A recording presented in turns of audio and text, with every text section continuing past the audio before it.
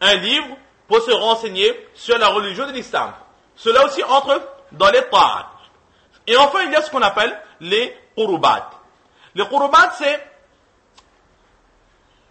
entre les deux. C'est-à-dire que c'est une action dans laquelle, pour recevoir les récompenses, nous ne sommes pas obligés de faire l'intention de faire cette action.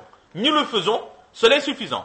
Cependant, il faut, pour être récompensé, connaître pour qui est-ce que l'on fait cette action. Par exemple, la lecture du Coran entre dans cette troisième catégorie des qurubat. Quelqu'un prend le Coran et il commence à lire. Mais avant de lire, il n'a pas fait. Je fais l'intention de lire le Coran pour le plaisir d'Allah. Il a simplement pris le Coran par amour, il a commencé à lire.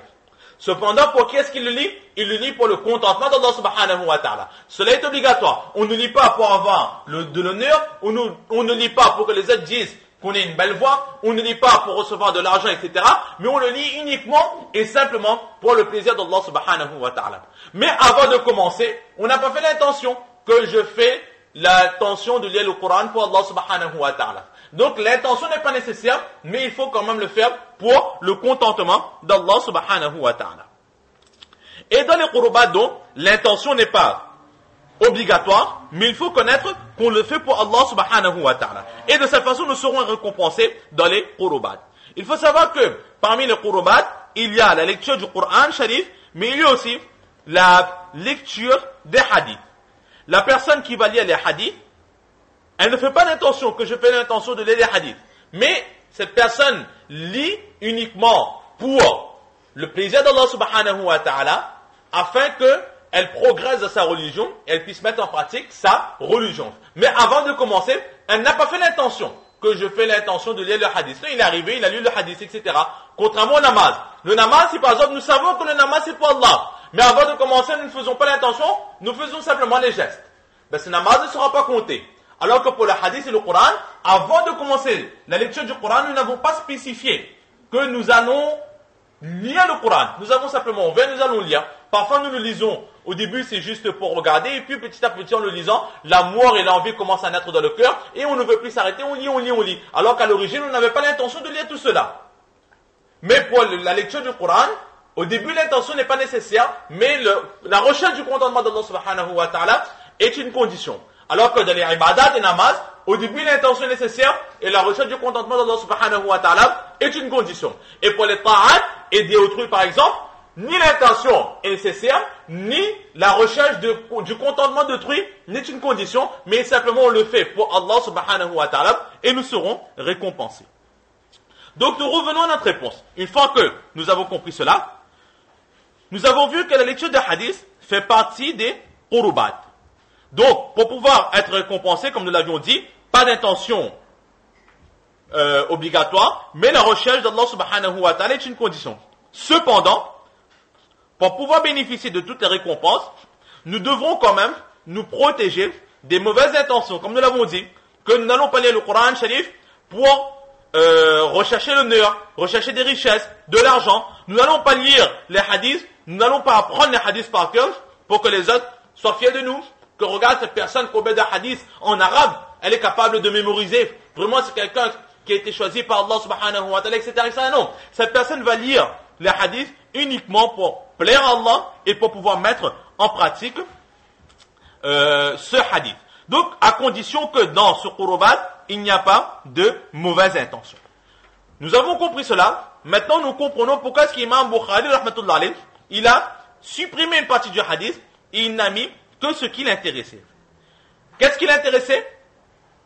فَمَنْ كَانَتْ هِجْرَتُهُ إِلَى دُنْيَا يُصِيبُهَا وَإِلَى امْرَأَةٍ يَنْكَحُهَا فَهِجْرَتُهُ إِلَى مَا هَاجَرَ إِلَيْهِ. C'est-à-dire que celui qui va faire l'hégire pour obtenir les richesses de cette terre ou pour pouvoir se marier avec une femme par exemple, alors cette hégire ne l'apportera que ce dont il a recherché et il n'aura nullement Allah subhanahu wa ta'ala. Donc dans ces phrases-là, nous comprenons que l'intention, chaque intention que nous devons faire devra être pour Allah subhanahu wa ta'ala. Et l'exemple qui est donné ici par le prophète sallallahu alayhi wa sallam, ce sont les mauvaises intentions. Nous ne devons pas faire d'intention pour rechercher les richesses de ce monde, ni pour rechercher les personnes de ce monde. C'est l'enseignement que l'on retient dans ce hadith. Et Imam Bukhari, rahmatullah alayh, il a volontairement mis ce hadith pour nous dire que vous allez lire à présent dans le Bukhari Sharif des hadiths. Les hadiths font partie des qurubat. Pour être récompensé dans les qurubat, vous n'êtes pas obligé de faire l'intention. C'est pour ça, faman kanat hijratuhu ila Allah wa rasuli. Faire l'intention pour Allah et son prophète sallallahu alayhi wa sallam, il l'a enlevé. Pour nous montrer que cela n'était pas obligatoire. Mais pour pouvoir être récompensé, il faut se protéger des mauvaises intentions. C'est pour cela qu'il a ici cité la partie où le prophète sallallahu alayhi wa sallam blâme les mauvaises intentions dans les actions. Ô vous les élèves, ô vous mes élèves, Imam Bukhari rahmatullah alayhi qui dit, ô vous mes élèves, vous allez lire les hadiths du saint prophète sallallahu alayhi wa sallam.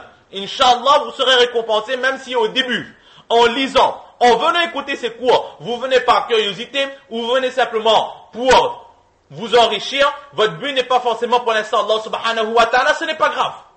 Mais au moins, si vous voulez être récompensé, préservez-vous des mauvaises intentions. Ne soyez pas comme ceux qui, lorsqu'ils sortent des cours de hadith, se croient supérieurs aux autres. Croient qu'ils ont plus de connaissances que les autres. Na'uzubillah, Allah nous en préserve. Mais nous sommes là comme des étudiants et nous sommes venus simplement pour écouter les paroles d'Allah subhanahu wa ta'ala et de son prophète sallallahu alayhi wa sallam. Notre cœur il est pur des mauvaises intentions. Ensuite, au fur et à mesure, Inch'Allah, que nous avancerons, Allah mettra la compréhension de notre cœur et l'intention, la bonne intention va suivre et là nous aurons la meilleure des récompenses. Mais pour l'instant, le minimum de récompenses que vous voulez, pour cela, même si votre intention n'est pas encore, vous n'avez pas fait cette intention de le faire pour Allah et son prophète sallallahu alayhi wa sallam, ce n'est pas grave, car nous sommes dans le qurubat. Mais au moins, préservez-vous des mauvaises intentions. C'est pour cela que l'imam Bukhari, rahmatullah alayhi, ici, volontairement, il a enlevé une partie du hadith pour nous dire que cette partie, nous l'avons, c'est très bien, nous ne l'avons pas, c'est pas grave. Mais la seconde partie, nous ne devons pas l'avoir, ce sont les mauvaises intentions. Et là, nous voyons vraiment la subtilité qu'avait Imam Bukhari, rahmatullah alayhi, lorsqu'il plaçait chaque hadith. Chaque hadith que nous verrons, Inch'Allah, contiendra un enseignement du saint prophète sallallahu alayhi wa sallam, c'est un hadith, mais dans chaque hadith aussi, Imam Bukhari, rahmatullah alayhi, essaiera de nous donner aussi une leçon. Nous, Inch'Allah, nous essaierons tout simplement de comprendre l'enseignement de l'imam Bukhari, rahmatullah alayhi, et aussi l'enseignement du saint prophète sallallahu alayhi wa sallam. Donc, il a été la réponse à cette question. Maintenant, nous voyons les mots du hadith. فَمَنْ كَانَتْ هِجْرَتُهُ إِلَى دُنْيَا يُصِيبُهَا.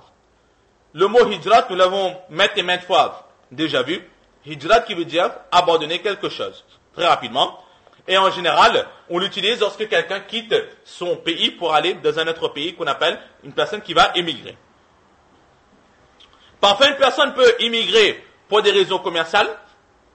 Il a besoin d'ouvrir un magasin dans un autre pays, donc il va aller dans cet autre pays pour ouvrir son magasin. Parfois, pour se marier, parfois pour apprendre, etc., etc.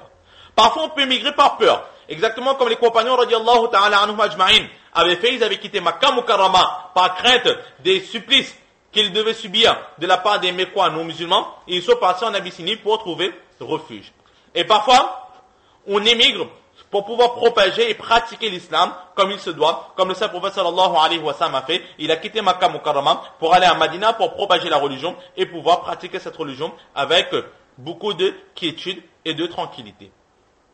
Et le meilleur des égirs, c'est ce que nous avons déjà vu, al-muhajiru man hajara ma nahallahu an.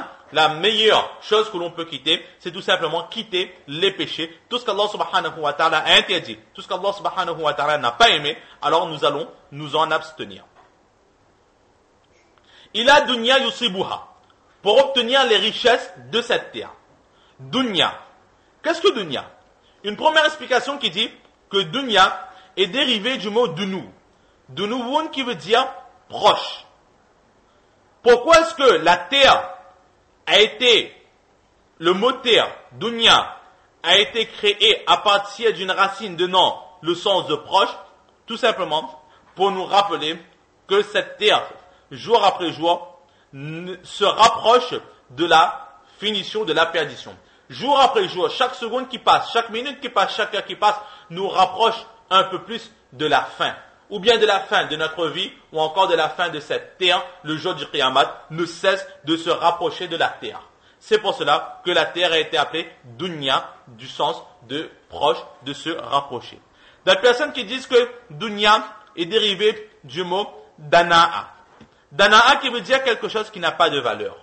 Tout simplement pour nous rappeler que ce dunya que nous aimons tant, comparé à l'au-delà, comparé au paradis, ne vaut strictement rien.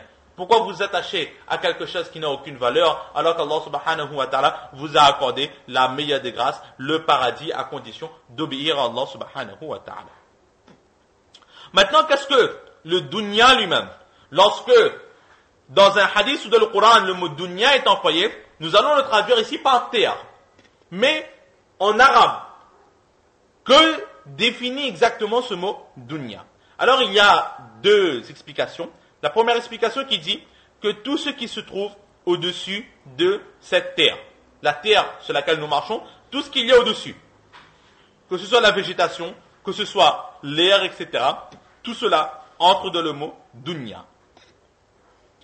Et donc, juste cette terre, le globe terrestre, la terre, entre dans le dunya, éventuellement l'espace, mais les autres planètes, etc., les étoiles, etc., n'entreront pas dans le dunya.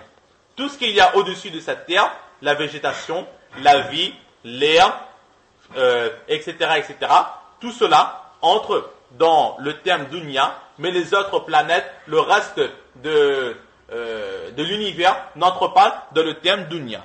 Et la seconde explication qui dit que toutes les créatures d'Allah subhanahu wa ta'ala jusqu'au jour du Qiyamah entrent dans le terme de dunya. Toutes les planètes, toutes les étoiles, tous les astres, tous les insectes, tous les microbes, toutes les particules, tout ce qu'il y a autre qu'Allah subhanahu wa ta'ala, tout cela entre dans le terme dunya. De ce fait, le paradis, l'enfer, les anges, tout ce qu'Allah subhanahu wa ta'ala a créé entre dans le terme dunya. Pourquoi? Parce que toutes ces créatures se rapprochent petit à petit de la fin. Ils devront tous goûter à une fin, la mort. Allah subhanahu wa ta'ala, lui, n'est pas dunya car il est éternel.